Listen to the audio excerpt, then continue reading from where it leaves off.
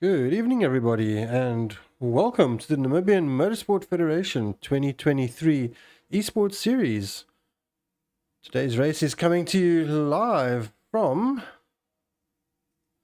the Lime Rock Park Circuit in Connecticut, United States. This is round 8 of the 10-round championship.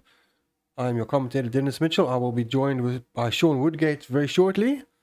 A little bit of news for our championship and everything coming up. So we have officially confirmed that the following two rounds, so round 9 in the German touring cars and round 10 in the British touring cars, will be driven at Tony Ross Circuit, the home of Namibian Motorsport. Sorry, lots of tongue twisters tonight.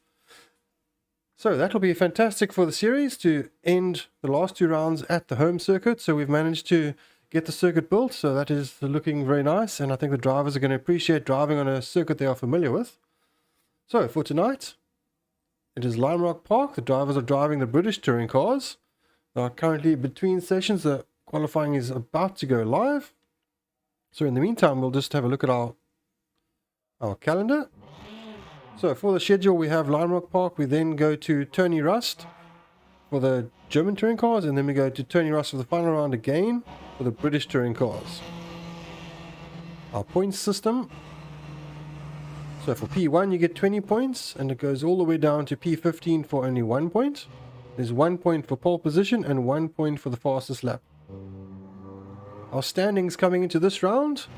After round 7 we have Adrian Nel just 1 point ahead of Jean-Louis du Toit on 102 points from 101 points. Andre Duppenard 88 points, Richard Sellier on 70 points, Andre Besson on 52 points, JP Sellier on 52 points, so tied there, but Andre just ahead. I think he's had one more of a certain position, so thus has put him ahead, or he got there first.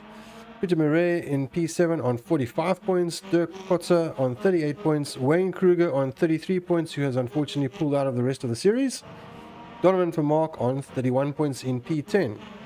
So I believe the drivers are now in qualifying. So we will head over to qualifying right now. Alright, so we now are officially live in qualifying. So this is the official qualifying for the Namibian Motorsport Federation 2023 eSports Series. Round 8 coming to you live from Lime Rock Park. I'm your commentator Dennis Mitchell. I'll be joined shortly by Sean Woodgate. This is a 15-minute qualifying session. Drivers get to do as many laps as they like. Alright, we wait for all the drivers to start putting up some times. We're currently watching Andre Duppenard heading through turn 1. Perhaps we should get our timings up so we know who we are watching and who's doing what.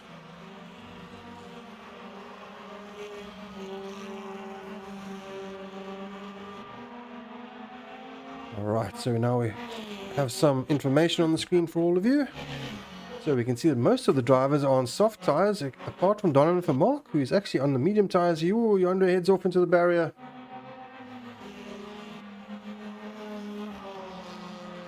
As we see, Jean-Louis du Toit currently purple in Sector 1, purple in Sector 2. That means fastest overall. Just a reminder, purple is fastest overall. Green is personal best, and yellow is your slowest. Well, not your slowest overall, but slower than your best. And just behind, we see Adrian Nel has just come across the line and beaten the time by 0.443. So our provisional pole sitter is Adrian Nel. Second place currently we have Jean-Louis du Toit. Richard Sellier has just jumped up to third place. Donovan Vermaak about to come across the line. 2 personal bests. Currently in 6th place. Where does this put him? 6th place. And he's right behind Dirk. I believe Dirk is just starting a lap. In the previous practice session, Dirk was looking very good in Sector 1. Someone is off in the dirt over there. You see the wing of the car. I believe that is Peter Murray that's just taken to the dirt there. So maybe just taking avoiding action to not get in the way of these drivers. So, personal best Sector 1 for Dirk Kotzer. Personal best in Sector 2. See, can he get through the final corner? It's a little bit of a slide, but hangs on to it. Where will this put him? Currently he's sitting in 9th place. Jumps up to 4th place. Good end there. So a new driver on track, as we saw him heading off there just before we changed camera shots. Oh, Jorg currently heading into the barrier. That's not a good way to introduce him, but welcome to the series. We'll head over to JP in the meantime. Currently JP is on a lap, but it's not showing his sector time, so I'm presuming he has had a cut somewhere along the line that it's invalidated his time, and we see him weaving, so he's maybe trying to clean his tires now. Right, let's see how he takes turn 1. Does he keep it nice and tight? Does he double apex it? It looks like he's going right off the track, very, very wide, and that's not going to end well. Right, Jandre Duppenaars clearly had some pace throughout the practice. Fastest overall in Sector 1, personal best in Sector 2. How close is he going to get to Adrian now? Jumps up to 3rd place. So currently 7/10 off the overall time. He was much closer in the practice. He was within a 10th. So we know he's got the time. Or he's got the pace. Using the car, the rear wheel drive of the car to rotate the car there. Fastest overall in Sector 1. Misses the apex ever so slightly. Careful over that crest. The cars do get airborne there. You have to make sure they come down straight, otherwise you will end up in the barrier. Can he improve? Very good first sector. I think the loss of time in the middle sector, it all depends on the final sector. Can he improve? Currently 7/10 off. Jumps up to 2nd, currently now 5/10 off. Adrian has actually slightly improved, I think. So the fastest time currently is Adrian now. Adrian is also on track. Adrian currently sitting with a 50.011. And he's fastest in the first sector. So pushing hard. And he go fastest in the middle sector. Ooh, very sideways, nicely held. Managing to actually use the momentum of the slide. Lost a bit of time though, it wasn't very fast. Into the final turn. That inside curb in the final turn there, if you take too much, it will put you onto 2 wheels. Will he improve? No, he does not improve. Alright, in the background we see Peter Murray starting a lap. Unfortunately, someone coming out of the pits now. Ooh, having to navigate that car. I think that might have thrown him off a bit. The car was slowing down, trying to keep to the inside. I believe that was that Donovan from Mark, maybe? Just trying to keep out of his way, but unfortunately there's just enough space, but it does put you offline and slow you down a bit. So, not the greatest first sector. How will Sector 2 fare?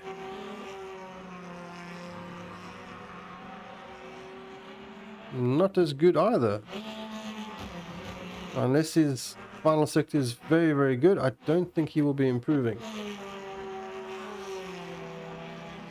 So perhaps we can jump to Donovan from Mark as soon as Peter crosses the line, and he doesn't improve. Right, Donovan from Mark into turn 1.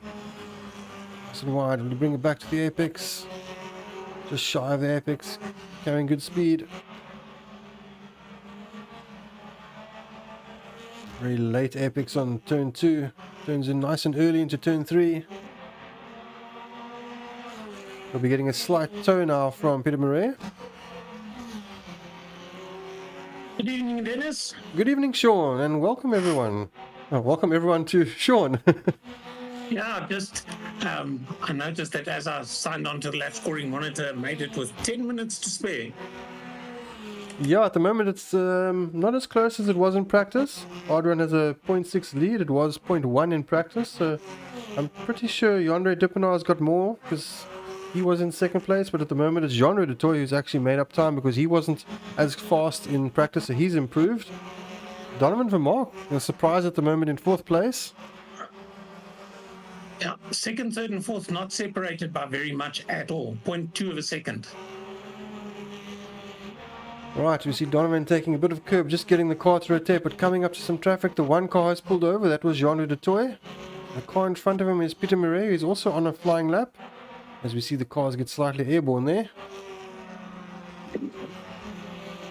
I've got to do the moving trick again. Alright. Right, final turn. I don't think he will improve. He did not have very good Sector 1 or Sector 2 times, and Sector 3 is much the same. Alright, let's head over to JP Celia, who's just started a lap.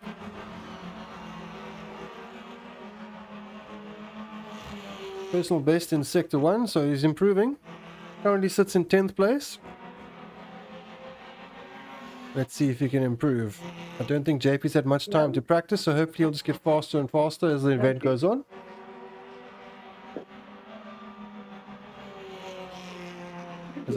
As I say that he's finished Sector 2, he didn't improve in Sector 2, but let's see how his Sector 3 goes. Maybe he can improve and catch 9th place.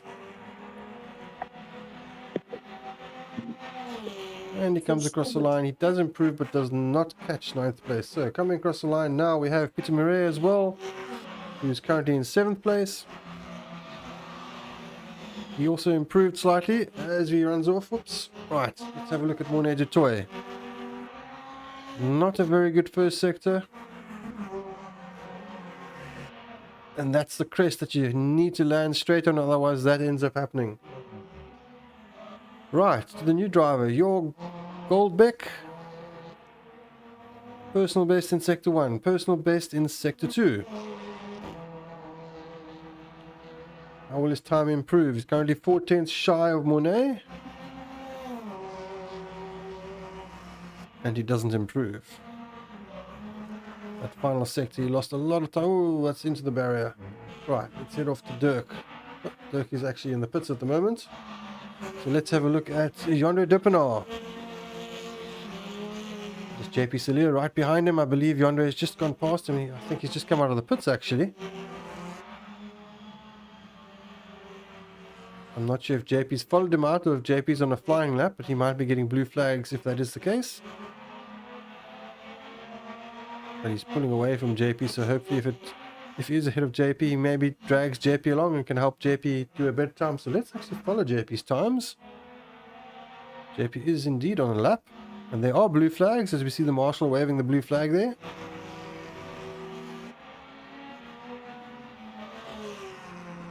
But it is not actually helping. I was thinking maybe having Yonder in front of JP, it would give him a target, and he would be able to drag JP along, but it seems like that didn't help.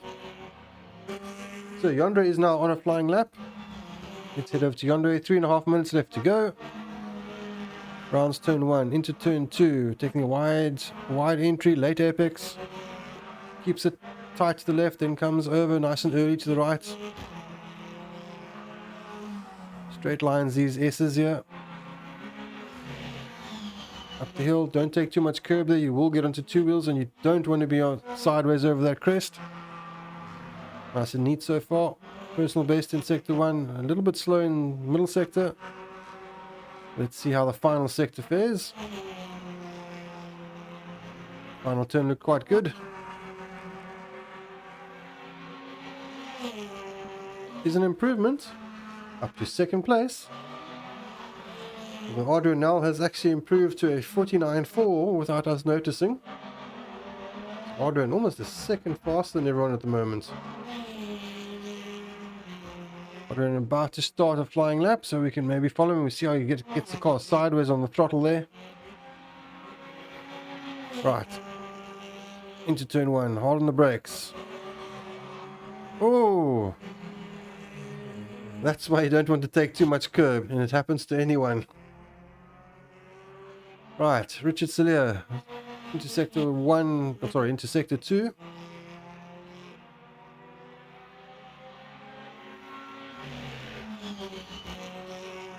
Taking just enough curb, straight lining that little crest.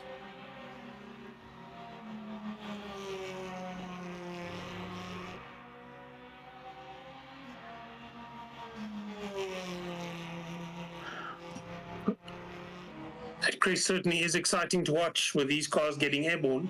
But as you said, one place that you didn't want to take too much curbing was exactly there, where you got up into two wheels and you was lucky not to roll it at that spot. It seems like there are a few curbs around this track where if you get, I think the curb is maybe higher than expected and it lifts the car, maybe because it's also a corner that's tightening on you and you hit that, it just changes the balance of the car and over you go. Yeah. Well, you have a choice. You can either roll it or you can turn into the slide and drive into the barrier because it's pretty difficult to do any other options because the track is so narrow. Yeah, and there to use so much of the grass is also not going to be very good for qualifying with a minute to go. As you said, a second that Adrian Nel is in the lead, but there's quite a bit of action, or there's still action behind him with Jean-Ray, Dutoy, Richard Sillier, and Donovan for Mark within 0.2 of a second of each other. So second, third, and fourth is very, very close. And if it's going to be that close in the race, we certainly are going to have a lot of fun. Yeah, the battle behind is definitely close. And unfortunately, Adrian is just very fast at the moment. Well, not unfortunate for Adrian, but unfortunate for the competition. Yeah. Oh, in the background there's Richard spinning off. Oh, Jean. That orange car hasn't had a good night. No, I think several of the drivers actually spinning off quite hard, but that maybe just because they're pushing very hard in qualifying. Now, this circuit, believe it or not, the same length as what Swartkops is in its current layout, 2.4 kilometers. It sort of feels longer to me. I think maybe also with the undulation and then maybe a longer straight, it just gives an impression that it's a bit longer. Yeah, but yes, certainly, and only 7 corners, so certainly an interesting track to race, I'm sure. And there are a few opportunities for overtaking, but you've got to be really committed to be able to do that. And that's the end of qualifying. Everyone has finished apart from Jorg, who is still busy on track. So I think he's about to come across the line and he'll be the last driver to finish a lap. He did go personal best in sector 1. He had a terrible middle sector and then rolled it. All right, let's head off to an ad break. We'll be back shortly.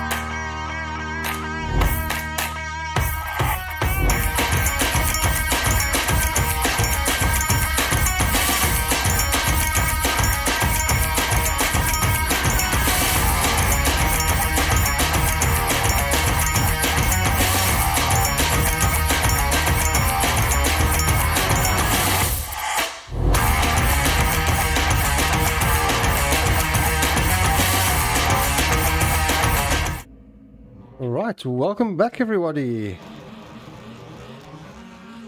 This of course is the Namibian Motorsport Federation 2023 eSports Series. You are watching Round 8 live from Lime Rock Park. It's a 35-minute race. I'm your commentator Dennis Mitchell, joined once again by Sean Woodgate.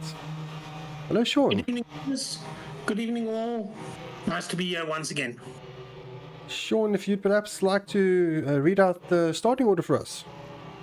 Right, let me just get to it. As we get to them, Adrian Nel is about a second ahead of everybody else. Behind him, Jean-Ray de Toey in second place, Jandre Dippenaar in third. Fourth is Richard Sillier. In fifth, Donovan Vermaak, he's had a good session. Ter Kotze in sixth. Seventh is Peter Marais, and in eighth position, Morne de Toey. I think we have 10 competitors. If they've all made it to the start, yes. I think that's Jörg Goldbeck, let's pronounce it like that, and JP Sillier at the back of the field in 10th position. Right. I believe it is pronounced Jörg. It is a German name. He's from Namibia, but obviously with a more German background. In the old spelling, it would have been an O with a double dot on the O. It is, but it is. The Germans are getting rid of the umlaut and putting OE instead of the O with the umlaut on top. Yes, he's got the original spelling. It's just the game doesn't like those things, so it gets mixed up. Right, as we're heading into the race, there we go. Race is on. We are away.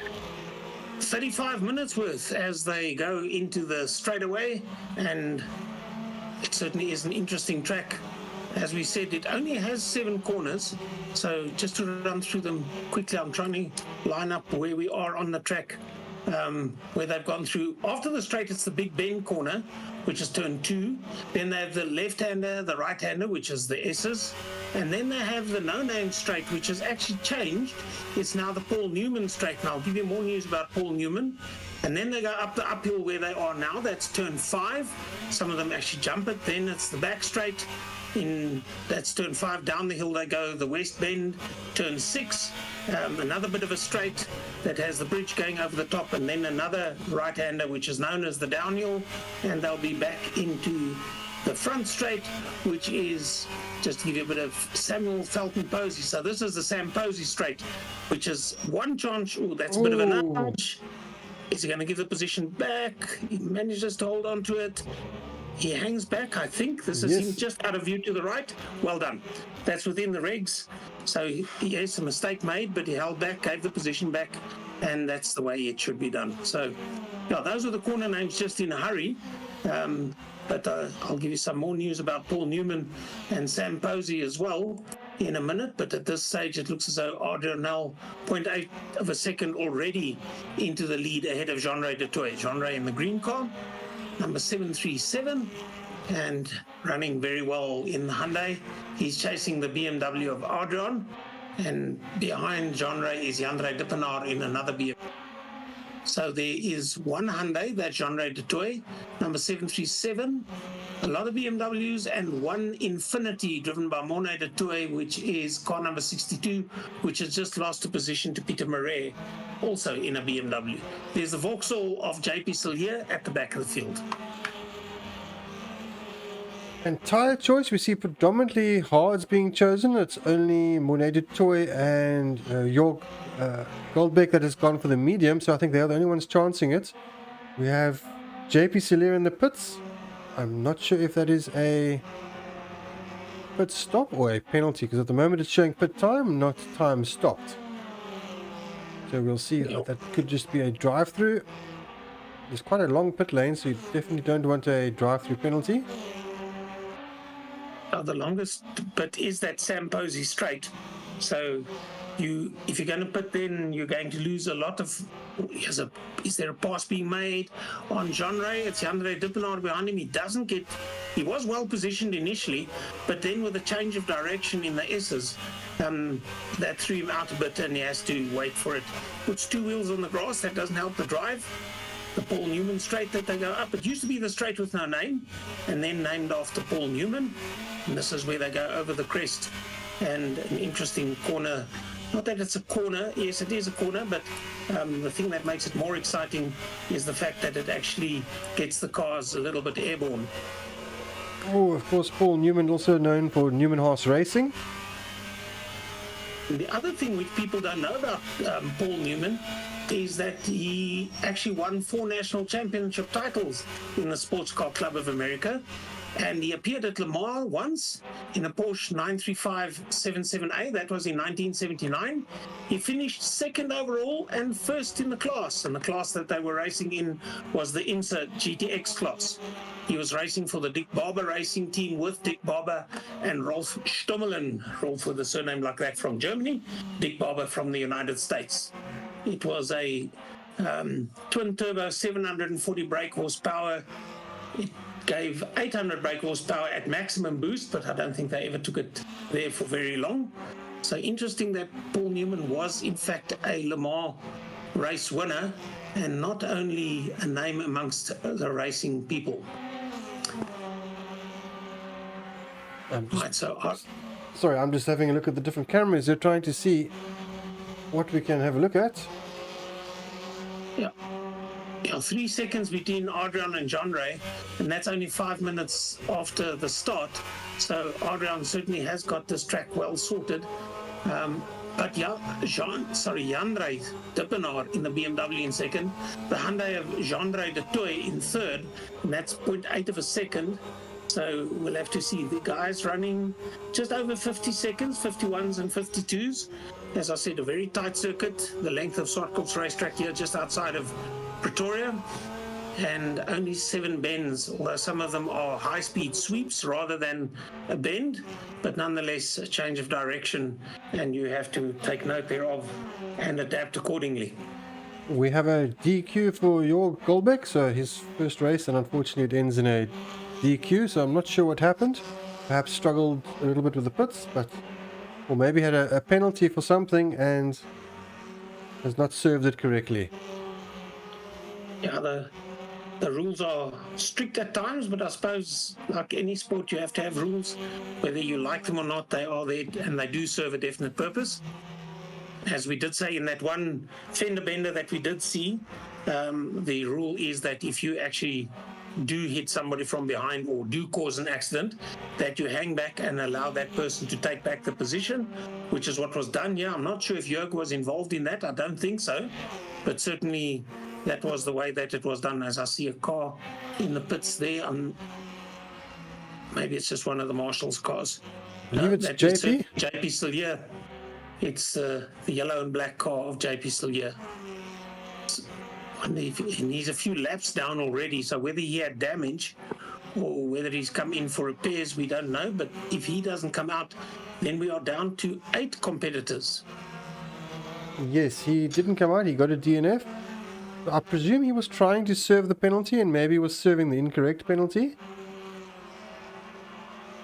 Yeah, very technical. Yeah, Donovan Vermaak, if I've got his sponsor name right, it's Rocket. So it's just another pronunciation of rocket, but certainly that black car going very, very well. And Donovan is placed 6th. And if you look at his gap, he's 2.2 seconds behind Dirk Kotze, and Dirk is 6.5 seconds behind Richard Sillier. And as I speak about Donovan, he goes off circuit, and that's not very good for catching the person ahead of you. You certainly have to have smooth lines to be able to catch up to the guy in front of you. Yeah, speaking about catching the guys in front of you, made me think of the guys behind. We've got Monet du Toit just in the background, but he can't catch him because he's 2 laps down. So unfortunately, that incident, I think, with Peter Murray, he went off, he lost a bit of time, and I don't know why, but he ended up in the pits afterwards, so I'm not sure if it was for the damage or maybe also the start infringement, but he's 2 laps down, but he's actually shown good pace at this track so far. Unfortunately, things have just gone sour for him, but, you know, the race is not over yet. Oh, Dirk getting very sideways there and into the barrier. Oh, hopefully that's not too bent. There's 2 cars that are chasing hard, so he might even lose that 5th if that barrier caused any damage. You were talking about Mornay doing a personal best last lap, which included personal best in sector 1 and 2. So let's see if he does another personal best in sector 3. So he's got himself up to a good speed Yes, personal best in Sector 3 as well. So Mornay catching, shall I say, good times for himself and improving with every lap.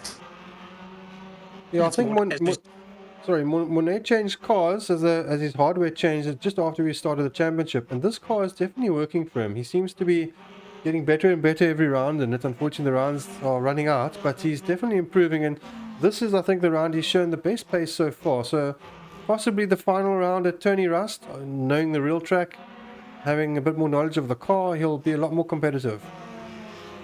The Infinity also rear-wheel driven. The only front-wheel drive car is Jean-Ray Du Toit in the Hyundai i30. Well, the only front-wheel drive car that's left in the race. Yes. The Vauxhall was also a if front-wheel Jürgen was drive. still there, Yes. he would have been in a front-wheel drive car as well in the Vauxhall. Quite right. And unfortunately, we don't have Andre Besson with us tonight because he, I think, is also in the Vauxhall. Those are the cars that gave, when they raced touring cars here in South Africa, they gave the BMWs uphill, McCleary and Briggs, racing against Sean van der Linde and Dion Hubert, if memory serves me correctly. These guys are getting nice and close here. And the for lack of a better word, they're squirrely, so they're right on the edge of the grip, locking up the rear wheel as the car gets light, and just hitting up the barrier, and it looks as though Mornay's got past in the Infinity. Was that Peter Murray then that had the big bump? That was Donovan that hit the barrier there. From 6th position, so I think he's going to be a few positions down. Mornay Du Toit, as we said, is a few laps down, so although he's racing well, it doesn't really matter much, but he certainly has got a good turn of speed now. Yeah, he must be kicking himself because at the moment he's fighting with 5th place in front of him. He looks like he's faster, so he might not have had the ultimate qualifying pace, but in practice he was looking, I think, about 5th place, and that's currently the position that's right in front of him, although he's 2 laps down. He's caught up to Dirk. Passing is going to be a different story. He's got to be careful that it doesn't affect Dirk's race. Yeah. Of course, if one looks at the time that he's running now, he's running in the 53s, where Peter Murray is doing a 54, Donovan for Mark a minute, but we know Donovan was involved in an incident. 55 seconds for Dirk, 59 seconds for Richard Sillier as we go from bottom to top, 57 for Jean-Ray Du Toit, Jan-Ray Dippenaar 52 seconds, and 51.5 for Adrianel. So Adrianel checking out now almost 7 seconds ahead of Jan-Ray Dippenaar. Right, so 23 minutes left to go. My batteries have just kicked in. I heard the beep in the background, so that's a good thing. Yes. So, Well, I guess there's different ways of looking at it, good or bad. Good means the power is at least they on. did kick in. Yes. Yeah. Bad that we have to need Why it. they actually kicked in, that's bad news, but the reason that they did kick in is good. Right, so Donovan from Mark currently in the pits. I would presume that is to repair the damage that he has. Yeah, that was a big shunt, so That might benefit Monet. So Monet is likely to pass him because currently Donovan is 1 lap down. The laps are very short, so we're looking at a just over 50-second lap. Depending on the damage, Donovan's already been in the pits over 50 seconds. He hasn't yet come to a stop by the looks of things. So either he's really crawling into the pits, perhaps we should just go and have a look. Or he's actually standing in the pits, so maybe that's a stop-go penalty. we'll have to wait and see. While he's standing and you're watching him, just to give you a bit of background on the Sam Posey Straight. Samuel Felton Posey, born in 1944, is an American former racing driver and sports broadcast journalist. And the straight between turn 7 and turn 1 is named after Sam Posey. So the Sam Posey Straight, and that man born 1944.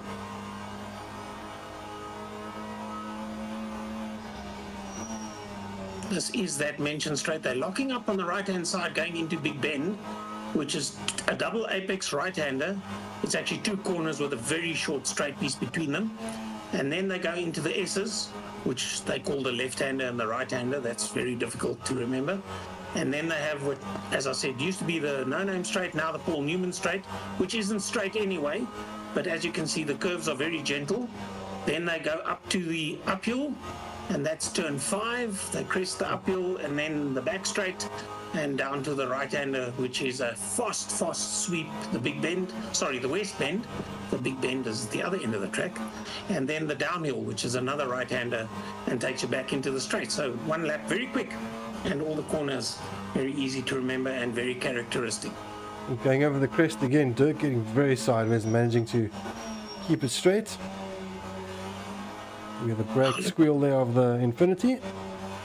Yeah, the Infinity, when it's turning to the right like it did there, and you're on the brakes while turning, the weight of the car shifts to the outside and the inside wheels become light, and that's why the brakes are locking up, is because there's not the full weight of the car, or half of the full weight of the car, as if it were running in a straight line, so the traction is not there and the wheels lock up. Hopefully not too seriously to cause flat spotting, but even though a lap down, I think he's having a great race at the moment. Oh, something happened there. Yeah, just a squirrel in the software and he disappears from behind, but I think is he just a little bit further back and has all that catching up to do again. So let's have a look further forward in the race. So Yandre Dupin currently in second place. Almost 10 seconds adrift of Adrian Nel. BMW's first and second, they're 330Es that are running in these British touring cars versus the German touring cars. Yandre was telling me in the break between driver's briefing and practice that the tires are likely going to start wearing after about 20-23 minutes, he said. So we've probably got another 5 to 10 minutes before we hit that. But I'm pretty sure some of the drivers, depending on the driving style, are going to hit it either sooner or later. But also depending, some of the drivers are running hards. There are 2 drivers running mediums, one of them being Monet and the other, I believe, is Donovan van Mark. They are at the back at the moment, so that tire choice, the gamble, didn't pay off for them. The drivers on the hard tires are all ahead of them. And certainly if you on a circuit that does chew up the tires, you want to have a compound that lasts a little bit longer, and the hards are the way to go. Genre, as we said, running in third in the mean green machine, number 737. If we look at his lap times of 52.8 the last time round, compared to Yandre of 52.1 and Adrian Nel of 51.8. So he's not catching his Yandre, running a little bit in isolation because Richard Sillier is about a further 8 seconds behind him. So nobody to aim at and nobody to defend from. Yeah, Richard was also looking quite good in practice. In fact, I think second to or sixth place were pretty close. But the race just hasn't sort of gone that way. There's obviously been a little bit of guys maybe driving off slightly here and there, and the gaps have grown, and then because the times are so close, they're not catching each other. It's just staying there. Yeah, let's see where there is. Well, it's only Mornay de Toy chasing Donovan van Mark, and that's for last and second last position where the battle is. So I don't know if you can pick up numbers 62 and 24. And that's for position now. Yes. Yeah, they both 2 laps down, but they're fighting for 7th and 8th. And in 7th is Donovan, numbers 24, and 8th is Mornay de Toy, number 62. And they have Dirk in front of them, but Dirk is not there in position. He's a lap ahead. He could actually let them go for what it makes a difference, because Dirk is 13 seconds behind Richard Sillier. So other than being in their way, as it were, he gets a nudge from number 24, which is Donovan van Mark, to say, get out of the way, I've got this crazy Mornay de Toy chasing me from behind. Mornay's looking at them, rubbing his hands together, saying, yes. Yeah, would you believe you, in fact, now they're being indicated, oh no, but it's 40 seconds, so Peter Murray in car number 420 is in 6th, but Donovan and Mornay, they within 0.3 of a second of each other, but they are 40 seconds, which they are almost another lap behind Peter Murray. So if he can get a good draft now down the Samposi straight and see if he can do anything into turn 1, He pulls it out now. Now it's all about doing it under the brakes. Oh, and they both slide into each other. And is Mornay going to pick up the pieces? I think so. Definitely. That was There he now goes. one would have to look at the replay to see who was to blame there, because it certainly looks as though there was space, but did the one car slide into the other? Was the door closed in front of him? Who knows? Luckily, we are not the judges of fact. They both went off, so somebody did something wrong, and all of a sudden, Mornay du Toit is now ahead of Donovan Vermaak. Although I would say Dirk was, I think, was it 1 lap ahead of them? Or was it 2 laps? Yeah. It's 1 lap ahead. Yes. Yeah, Dirk is 1 lap behind Richard Silvier and 1 lap ahead of Peter Murray. So now Donovan is 3 laps adrift of the race leader. Mornay and Peter Murray are now separated by 38 seconds. So a big gap where it was a close battle before. Is their car going into the pits? No, it's not.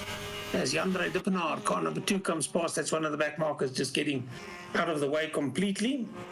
So Peter Murray, yeah. past. Yeah. So that's car number 9. And as we said before, he's now 12 seconds behind Adrian Nel. And we are 16 minutes to go in this race. So we can expect tyre wear to become a factor pretty soon. That's if the drivers don't wear out themselves and or their cars. We've had the one racing incident already. It will be interesting to see whether anybody puts in a protest for that, or whether the powers that be decide to impose a penalty, or whether they just regard it as a racing incident. I see we also have a DNF for Donovan after that incident, so I'm assuming his car was too badly damaged from that. Which is a pity, so we're down to 7. So all cars will be scoring points, but obviously the guys that are DNFs and the DQ of Jörg, they would have liked to have been here as well, because you score points all the way down to 10th position. Correct, yes. And you also score a point for fastest lap, so if you were to struggle in the race, you could always put on a set of softs right at the end and go for fastest lap. Well, at this stage, they'd be chasing the time of Adrian Nel, who's got a 51.04. So Adrian's, at this stage, if things were to stay the way they are now until the end, he would get pole an extra point, he will get fastest lap an extra point, and full house for winning the race. Well, perhaps we can just bring up the standings while we're talking about it. I'm just going to drop that out the way so we can just have a quick look at it. So the standings, while we have Adrian in the background, we have 1 point currently ahead of Jan-Andre du Toit. So it's extremely close. So having that extra point for pole, an extra point for fastest lap will make all the difference. Yeah, so certainly we've seen before that cars with fastest lap and or pole position, that decides the championship. So definitely Adrian is going for everything here. He's not chasing the lap time that hard anymore. He's a second slower than his quickest. But if you consider that we are 22 minutes into this race, then a second slower than your fastest lap on such a tight circuit, that's still a good rate that he's going at. So certainly not slowing down. Everybody else, let's just have a quick look. His last lap of 51.9, almost a 52 for Jan-Andre, 52.6 for Jean-Andre, 52.9 for Richard Sillier, 54, 55, or 52.9 for Mornay. So as we said before, Mornay got it all back together again in the second half of the race, and it's a great pity that he finds himself 3 laps down, because I do think had he stayed on the same lap, he certainly could have been much higher in the points than what he finds himself in 7th position at the moment. Yeah, in fact his last lap's faster than his son's last lap, which is quite impressive. Yeah, so he's going very, very well. At this stage is Mornay, and it's car number 62 that you see in front of you, the Upton Steel car. And for lack of anything else, what is there? Blue, pink and yellow. Those are probably the most prominent. Very distinctive looking car. Yeah, you can't miss it, with a splash of whites as well. Peter Murray runs in 6th position, and he's at a dark shade of orange, not quite red, and black. And he's certainly having a fair race in 6th position, but a long way back behind Dirk Kotze, who's in 5th. So there's Dirk. Richard Sillier, who's in 4th position. He is 10.2 seconds behind Jean-Ray de Toy. So there's Jean-Ray de Toy in the green machine, number 737. And that's the Hyundai i30 that we've mentioned before. As it goes over that crest and gets all 4 wheels in the air, gets it back, settles it down nicely. He is 16 seconds behind Jandre Dippenaar, who runs the BMW in 2nd position. There's Jandre, car number 9. Nice big bold number, makes commentating just so much easier. That's a beautiful livery. Yeah, it is really a great looking car. And the style and the font of the number. If you didn't have the caption on some of the cars, you battle to find the number, but this one certainly you don't. This kind of reminds me of NASCAR. They tend to always have these big bold numbers, and sort of a plainer color just stands out more. And this really looks good on the stream. Yeah, what makes this color, even though it's for most part it's white on white, is that it has such a very bold outline of the font. Yeah. So you see the number really nicely. But yeah, as good as the number may be, he's in 2nd place behind the race leader, who is Adrian Nel, number 15. Adrian Nel in a slightly brighter orange. And if you look, you have to really go looking for Adrian's number 15. Let's see what happens when he comes past us this time. Just comparing fonts. There it is, just behind the front wheel. So positioning of the number is also important. I would have said that I've been commentating on formulas. The best one to remember for me actually was in the old days of Wings and Slicks Formula GTI, where you had the wing at the back. You had to put your number on both of the, what did they call them, the cheek plates that are the uprights for the wing, and that gave a nice big flat surface for the number, and you knew where to look for it as well. Yeah. You didn't have the privilege of having a caption like this. And as the caption tells us, it's almost 17 seconds that separates Adrian Nel from Jandre Dippenaar. Yeah, have a look at all the different gaps there. 9.5 seconds between Richard and Jandre, so the gaps are rather large. Yeah, I don't think there's anybody really challenging anymore. Somebody who's challenging, and it might sound stupid, but Adrian is still pushing himself. His best time of 51.04, as I've said before. His last lap of 51.8. Now, to run within 0.8 of a second this late, yes, the fuel load does make the car lighter, but then again, the tyre wear is beginning to kick in now. So he certainly, if you look there, that would almost be like Sunset Corner at Kyalami. You're driving right into a bright sunlit day. The track temperature is at 39 degrees. So that must be really hot in those cars. And the tyres also quite hot as he heads up the Paul Newman straight. Yeah, fuel coming down always does aid in a faster lap time. The tyre wear can also be a big problem. So it also depends. Do the tyres last? Do they go off slower than what the fuel drop benefits? Or do they go faster than what the fuel drop benefits? Watching that section of the track that they came from the Paul Newman straight all the way to the last corner before they come into the Samposi straight, a lot of the track is now bathed in shadows. So that'll probably, for that portion of the track, bring down the track temperature. And that'll certainly aid the tires a bit. So if you use that piece of road and do not drive as hard as you possibly can, then that certainly is a place where you can recover a little bit of, well, you don't recover heat. You actually get rid of some of the heat out of the tires. There you can see the shades going across the track. Something to keep an eye on. We have 7.5 minutes left to go.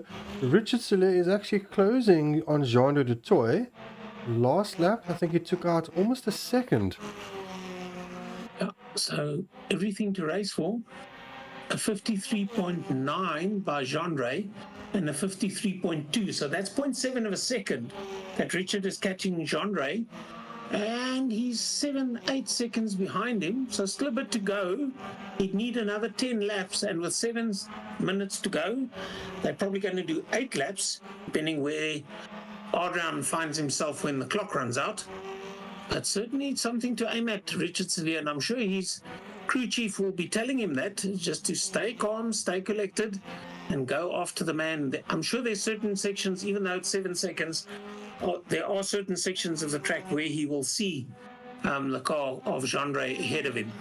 I wonder if Gendre's crew chief is maybe telling him that he's being caught, because he sort of went a bit faster in the one sector and then he lost a bit in the last sector again. So maybe his tires are just losing a lot in the last sector. There he lost almost 8 tenths in the last sector. Yeah, so certainly everything to race for. Richard Sillier going strong. And Gendre, maybe he's just being wise with the front wheel drive. Maybe the front, when you're accelerating and braking and turning with the same wheels, then I think it could be quite heavy on a front wheel drive. Whereas the rear wheel drives, you're doing the braking and the turning on the front wheels, but you're doing the acceleration with the rear wheels. Yeah. You're doing a little bit of the braking as well, but not as bad. When you stomp on the brakes, the weight transfer goes mostly to the front wheels. And the bad thing to do in the Audi advanced driver training that I did is don't stomp on the brakes and then turn, because then you no longer are braking. The wheel in the inside becomes a pivot and you go spinning. I think we might have a battle to the end here. Richard's down to 6 seconds now. They're both on the straight now. Gendre is at the end of the straight. Richard is at the back of the straight. So one's at the front, one's at the back. Yeah, certainly we've said it in other races before. When you have your target in sight, it certainly changes the psychology of the racing driver. Some people talk about the red mist, but I think when you have certain markers that you can pick and you can see how far the guy is ahead of you, the back mark between the two of them, and I think he'll get past him quite easily. He'll probably stay out of the way, not to impede. Having said that, he sticks to the racing line. He might get blue flags now. Yes, indeed, it is the straight, so there's plenty of place to pass, and he just cruises up and passed on the inside. Might actually have had a bit of a slingshot in the straight there, and you've got to watch against slingshots when you come into a tight corner like this one, that your approach speed isn't in fact higher than what you are used to, which means you've actually got to brake a little bit earlier than your normal racing line. And I think there's probably about 5 laps left, and if he's gaining just under a second a lap, he's got 5 seconds to gain. It's going to get extremely close. If Gendre's times drop off just enough at the end, he's going to get caught. Of course, catching and passing is two different things, but it's going to be close. Yeah. Now, there's no challenge for Adrian now, who's 20 seconds odd ahead of Jandre Dipnar. No challenge for Jandre, with Gendre 26 seconds behind him. But behind Gendre, the ever-chasing Richard Sillier is less than 5 seconds behind him in 4th position. Yeah, gap now down to 4.6. It was 5.8 the last time they came around here. I think he's going to catch him before the end of the race. Yeah, it's certainly going to be. Does the Hyundai i30 bite the tires worse than what the BMW does? So maybe Richard Sillier has been using those tires. Well, they're all on the hard compound, but a very big difference to front-wheel drive and rear-wheel drive.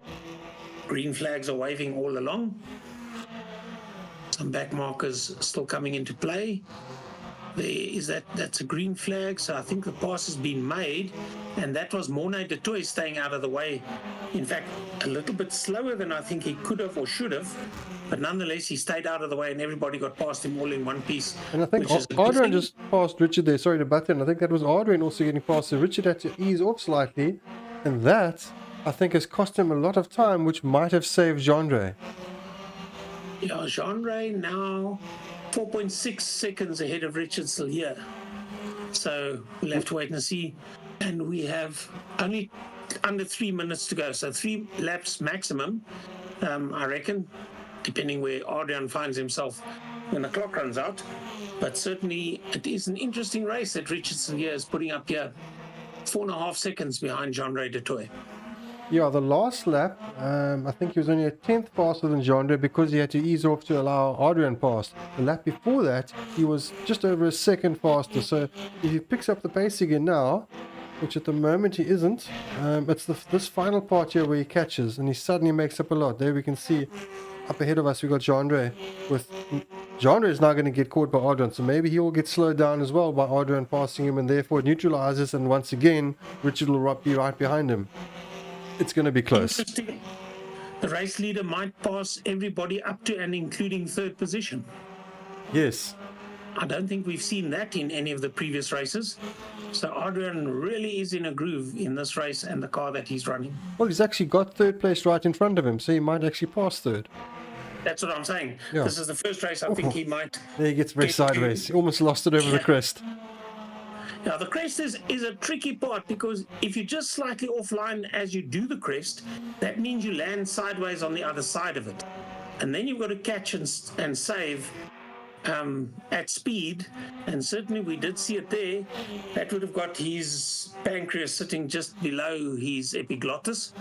And he will have to breathe deeply, swallow, reconcile, and think about it all over again. Now that I know where to look for the number 15, it's easy to spot. And yes, this is third place right in front of him with 1 minute to go exactly. So let's wait and see. This is he'll have to get out of his way because he's being lapped. So he would probably have been given a blue flag. So yes, everybody up to and including Jean-Ray de Toy in third position has been lapped by the race leader, Adrian Nel. It's only Adrian and Jan-Ray that find themselves on the same lap. So I think there'll be one more lap. I don't think Richard's going to have the chance because it's down to 2.7 seconds. He's going to run out of time. Yeah, this is the Sam Posey straight, so this will be to start the last lap. Yes, so this is now officially the last lap. So currently the gap 2.2 seconds between Richard and Jean-Ray. I think it's going to be down to probably about a second at the end of the race. So I'm sure Jean-Ray will be very, very chuffed that he can hopefully pull it off. He's coming down fast. As they go through the twisty bits here, and certainly there's a back marker that's going to be in play as well pretty soon. Is that going to influence his position? So here they come to the crest now, and down the other side. So Richard Silva, there's not much track left, so somehow I think Jean-Ray might just hold on to it for as long as this race shall last. Adrian now comes along to take the checkered flag. Great race by Adrian. Yeah, just 20 seconds odd ahead of Jan-Ray. There's that nice number 9 that we've said before of Jan-Ray. He's about 20 seconds behind, so he's on the same lap. And yeah, he comes into the straight now to take that second position. And Jean-Ray's actually crossed the line already. Because he was 30 seconds behind Jean-Ray, he'd actually crossed the line already. Right, and he's gone off the circuit there to where a rescue vehicle is positioned. So let's see, he's one lap down. Fourth place for Richard Silva. Yes, I think because he's a lap down, when you cross the line, it's race over. So these drivers have all finished now. So they're just driving back to the pits. Yeah. You can see the sedate pace. Nobody's jumping over the crest. And so good driving by the guys. Dirk getting 5th place in the end. Peter Murray getting 6th place. Monet de Toy, a really good 7th place. I think that was a very good drive by him tonight. A pity about his incident at the start, but otherwise really good pace and very impressive upturn in performance. Yeah, it certainly has been an interesting race. Has given us quite a lot to talk about. Almost sorry that there wasn't one lap left to go, because that would have made third place rather interesting. But I'm sure that Jean-Ray is quite happy that it's done and dusted. All right, let's jump to an ad break. We'll be back shortly with the interviews. We'll Speak to you then. See you then, yes.